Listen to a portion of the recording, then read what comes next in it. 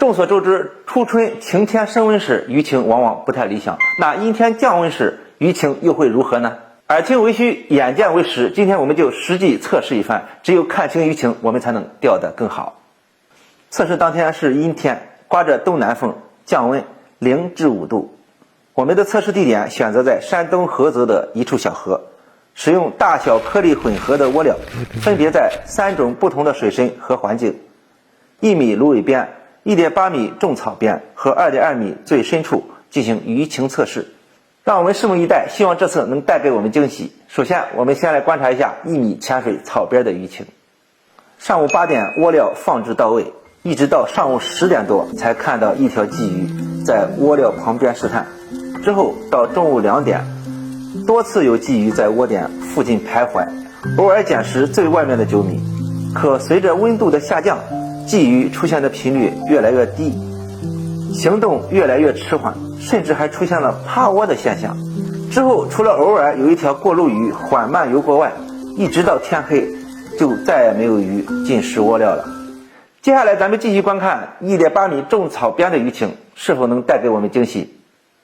同样是早晨8点，窝料和摄像机准备就绪，速溶带还没有完全融化，就有一条鲫鱼从附近游过，随后又返回吃了2口窝料，接着就出现了多条鲫鱼在附近徘徊试探。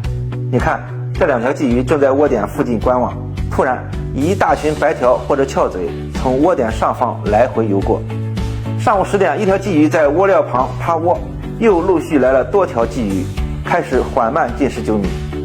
12点，大鲫鱼的数量多了一些，进食速度虽说不快，但比较稳定。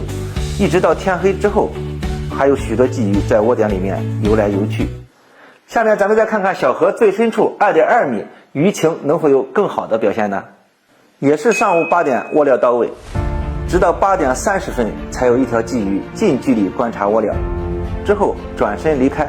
随后多条鲫鱼多次试探，一直试探到上午9点多才开始放下警惕，小心翼翼地吃饵。之后随着鲫鱼越来越多，进食速度越来越快，而且大个体的鲫鱼也明显增多了。还有几条比较慵懒的鲫鱼长时间的在窝点里面趴窝进食。咱们加快速度播放，看看这幅场景有多么震撼。这么多大板鲫在窝点里面活动，真是太诱人了。我就问问你，此情此景有什么样的想法？这种情景一直持续到天黑，还是有不少大板鲫在窝点里面徘徊。这次测试可以说是我年后多次测试鱼情最好的一次。